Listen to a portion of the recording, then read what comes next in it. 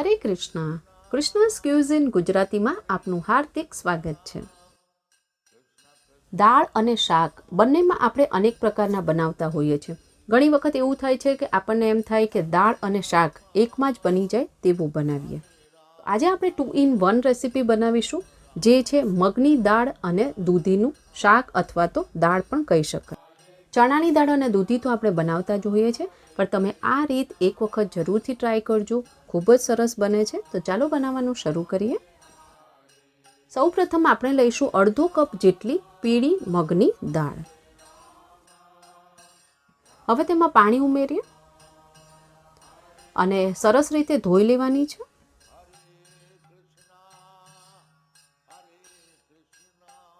દાળ ધોવાઈ જાય એટલે તેમાં પાણી ઉમેરી અને તેને 15 થી 20 મિનિટ માટે રાખી દઈએ. ત્યાં સુધી અહીંયા આપણે 300 થી 400 ગ્રામ જેટલી કૂણી દૂધી લીધેલ છે, તેને ધોઈ લીધી છે. હવે તેની સાઈડ્સ કટ કરી લઈએ અને છોલી લેવાની છે ઉપરથી.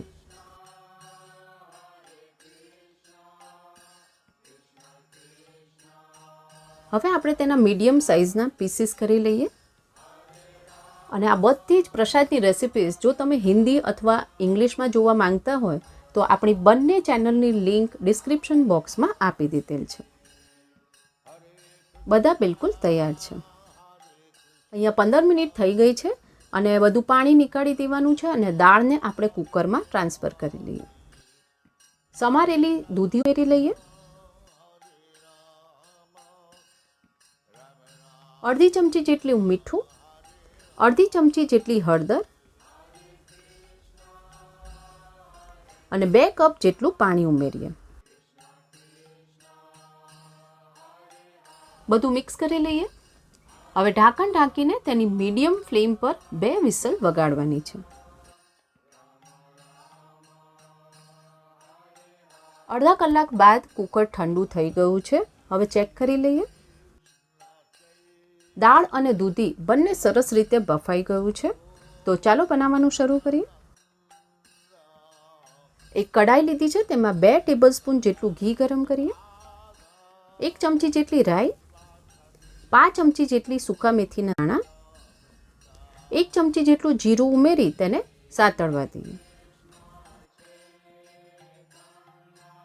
હવે તેમાં ઝીણું સમારેલું એક લીલું મરચું, 1 ટેબલસ્પૂન જેટલા બારીક સમારેલું આદું,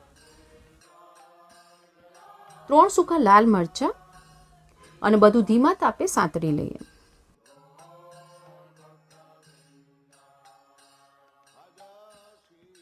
પાંચ ચમચી જેટલી હિંગ ઉમેરીએ.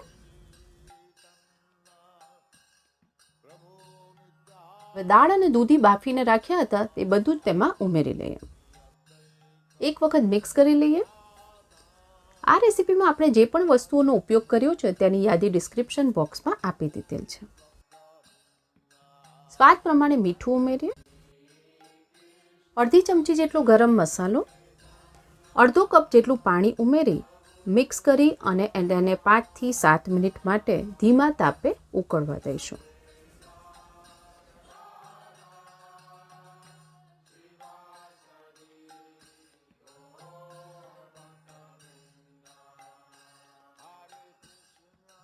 અહીંયા 5 થી 7 મિનિટ થઈ ગઈ છે અને બિલકુલ તૈયાર છે. જો તમે તેને ભાત સાથે સર્વ કરતા હોય તો હજી તેની કન્સિસ્ટન્સી પતલી કરી શકો છો અને ભાખરી કે રોટલી સાથે આ બિલકુલ પરફેક્ટ છે. સ્ટવ બંધ કરી અને તેમાં 2 ટેબલસ્પૂન જેટલા લીંબુનો રસ ઉમેરી દઈએ.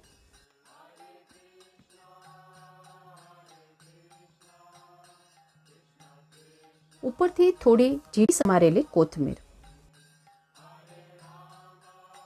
આ સાથે દૂધી અને મગની દાળનું શાક અથવા તો દાળ બંને બિલકુલ તૈયાર છે.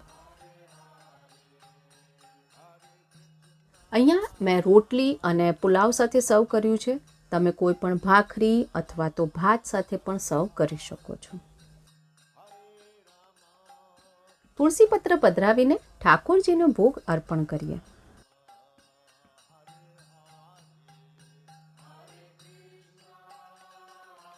ઠાકોરજીને ભોગ લગાવી દીધેલ છે. રેસીપી પસંદ આવી હોય તો બનાવીને ઠાકોરજીને ભોગ અર્પણ કરવો અને પ્રસાદના રૂપમાં ગ્રહણ કરવું. જો તમને પ્રસાદની રેસિપીઝ પસંદ આવતી હોય તો લાઇક, શેર, સબસ્ક્રાઇબ કરો અને બાજુમાં આપેલ બેલ આઇકોન પર ક્લિક કરો જેથી પ્રસાદની રેસિપીઝ તમને મળતી રહે. આવો સાથે મળીને જપીએ હરે કૃષ્ણ, કૃષ્ણ કૃષ્ણ હરે હરે, હરે રામ રામ રામ હરે હરે.